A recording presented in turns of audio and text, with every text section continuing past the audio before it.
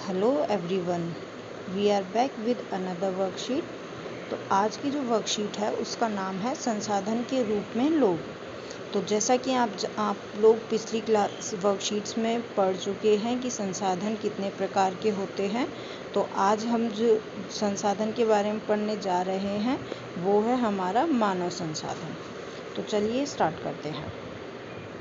सबसे पहला पॉइंट है भूमि, पूंजी और उत्पादन के अन्य साधन स्वयं का उपभोग नहीं कर सकते। इस लाइन का मतलब है कि जो भूमि है मतलब धरती, पूंजी मतलब पैसा और उत्पादन मतलब जो प्रोडक्शन हो रहा है वो खुद का उपयोग खुद से नहीं कर सकता। क्या भूमि का उपयोग कर सकती है? नहीं ना। उसी तरीके से पूंजी और उत्पादन भी अपने आप का यूज़ नहीं कर सकता। किसी भी संसाधन को मानव द्वारा ही उपभोग किया जाता है। इसका मतलब ये कि कोई भी संसाधन हो, कोई भी चीज़ हो, उसका यूज़ सिर्फ और सिर्फ मानव ही कर सकता है। मानव उत्पादन का सजीव, सक्रिय और संवेदनशील कारक है। मानव जो है वो जितना भी प्रोडक्शन होता है उसी को यूज़ करता है अपने तरीके से। मानव अपने आप में महत्वपूर्ण संसाधन है क्योंकि मानव ही अपने ज्ञान और कौशल से विभिन्न साधनों को संसाधन में बदल सकता है। मानव संसाधन जो है वो सबसे ज़्यादा महत्वपूर्ण माना जाता है क्योंकि मानव ही अपने ज्ञान और कौशल, हमारी जो नॉलेज होती है और जो करने की क्षमता होती है उससे किसी भी साधन को हम संसाधन में बदल सकते हैं। इसके लिए मानव अपने पूर्व ज्ञान के भंडार और कौशल का उपयोग करता है। पूर्व ज्ञान का मतलब होता है जो हम बचपन से सीखते हुए आ रहे हैं, जो हमारा पहले का ज्ञान है उसको हम किस तरीके से यूज़ करते हैं। मानव का कौशल मतलब हुनर और उसमें निहित उत्पादन के ज्ञान के भंडार को मानव पूंजी कहते हैं। तो आप समझ आए, मानव पूंजी उसे कहते हैं जो मानव के अंदर का खुद का जो हुनर है और जो प्रोडक्शन जो है उसको बनाने का जो ज्ञान का भंडार है उसको हम कहते हैं मानव पूंजी। शिक्षा, स्वास्थ्य सेवाएं और प्रशिक्षण, आधुनिक प्रौद्योगिकी और अनुसंधान में निवेश करके जनसंख्या को मानव पूंजी में बदल सकता है। जापान इसका एक अच्छा उदाहरण है।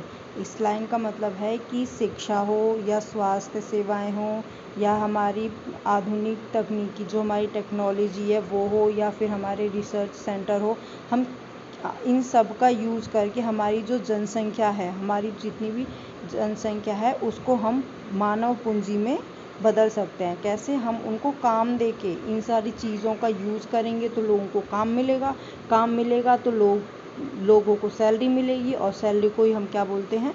पूंजी। इसका सबसे अच्छा उदाहरण जापान इसलिए क्योंकि जापान में मानव पूंजी का उपयोग सबसे ज़्यादा होता है। इसके बाद है शिक्षा, स्वास्थ्य और कौशल विकास में निवेश से लोगों के श्रम की गुणवत्ता बढ़ती है जिससे उत्पादकता में वृद्धि होती है। इसका मतलब ये है कि अगर हमें शिक्षा मिलेगी, हमारा स्वास्थ्य अच्छा होगा, हमारा सोचने समझने की शक्ति ज़्यादा अच्छी होगी तो हमारे जो काम करने का तरीका है, जो क्वालिटी है उसमें भी इफ़ेक्ट पड़ेगा और उससे क्या होगा? उत्पादन मतलब प्रोडक्शन में वृद्धि होगी। इसके आगे देखिए, संसाधन के रूप में जनसंख्या का अर्थ देश की कार्यशील जनसंख्या जो कि 15 साल से 59 साल के लोग से होती है। फिर इसी कार्यशील जनसंख्या की उत्पादकता, कौशल और क्षमताएं देश के निबल राष्ट्रीय उत्पादन मतलब ग्रॉस नेशनल प्रोडक्ट को निर्मित करती है। इसका मतलब ये है कि संसाधन के रूप में जनसंख्या का अर्थ होता है वो जनसंख्या जो हमारे काम आती है, जो सरकार को काम देती है। जैसे कि जितने भी एम्प्लॉयज़ जो होते हैं वो सारे लोग हमारे जीएनपी में फिर अपना योगदान देते हैं। एक बच्चा जिसकी शिक्षा, स्वास्थ्य, कौशल के लिए निवेश किया जाए भविष्य में अच्छी आय और समाज के लिए बेहतर प्रतिफल देता है। इसका मतलब ये है कि अगर कोई बच्चा है और अगर हम उसके स्वास्थ्य मतलब उसके हेल्थ पे, उसकी शिक्षा पे अगर हम निवेश करते हैं, मतलब हम इन्वेस्ट करते हैं, तो बड़ा होके वो समाज को क्या देगा, एक बेहतर प्रतिफल देगा। मतलब वो बड़ा होके बहुत अच्छा आदमी बनेगा और अच्छी नौकरी पकड़ेगा। उससे क्या होगा कि सरकार का काम भी होगा, मतलब देश का काम भी होगा, और उसको जो बदले में जो टैक्स मिलेगा वो उसके जीएनपी में काम आएगा। तो अब यहाँ तक आप लोगों को समझ आ गया होगा। चलिए अब इसे क्वेश्चन आंसर्स करते हैं। पहला क्वेश्चन है, मानव को उत्पादन का सबसे महत्वपूर्ण संसाधन क्यों कहा जाता है।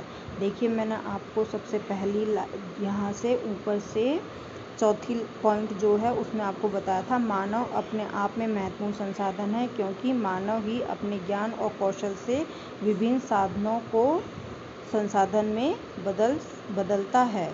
इसकी वजह से जो हमारा मानव संसाधन है वो महत्वपूर्ण है।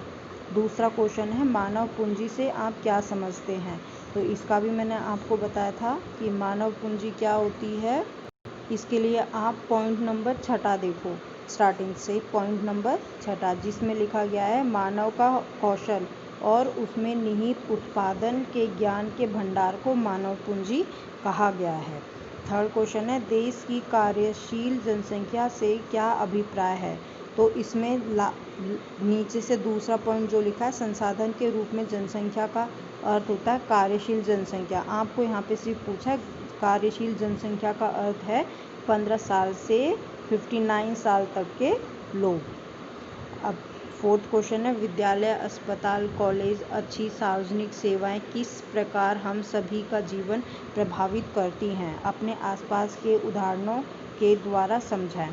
अब आपको बताना है कि हमारे जो स्कूल होते हैं, हॉस्पिटल, कॉलेज और जितनी भी सर्विसेज होती हैं जो गवर्नमेंट के द्वारा मिलती हैं, वो हमारे जीवन पर क्या प्रभाव डालती हैं, उनसे हमें क्या मिलता है। आपको ये इसका आंसर खुद देना है उदाहरण के साथ। पांचवा है, क्या मानव जनसंख्या पर निवेश बिल्कुल उसी प्रकार है जिस प्रकार भूमि और पूंजी पर निवेश। उपयुक्त तर्कों के द्वारा अपने उत्तर की पुष्टि कीजिए। इसमें आपको बताया गया है, पूछा गया है कि जो मानव जनसंख्या है उस पर अगर हम इन्वेस्ट करते हैं कुछ पैसा, तो क्या वो वैसा ही है जो हम भूमि और पूंजी पे करते हैं। क्योंकि अगर हम भूमि पे करेंगे तो क्या होएगा, भूमि पे करने से हमें क्या मिलेगा, भूमि पे करने से अगर हम भूमि पे खेती कर रहे हैं तो वो खेती फिर बड़ी होगी, फिर हम उसे बेचेंगे, उसके बाद हमें फिर उससे अनाज जो मिलेगा उसको हम बेच के पैसा कमाएंगे। मतलब हमने जो निवेश किया था उससे हमें या तो प्रॉफिट होगा या लॉस होगा, लेकिन कुछ तो होगा। वैसे ही अगर हम मानव के ऊपर भी कोई इन्वेस्ट करते हैं या पैसे लगाते हैं तो उसका क्या, तो आपको बताना है तो उसका जो निवेश है वो सही है कि गलत है। इसका उदाहरण देकर आपको इसका आंसर बताना है। अभी भी अगर आपको कोई डाउट हो तो आप मेरे पर्सनल नंबर पे फ़ोन करके मुझसे पूछ लेना। Thank you.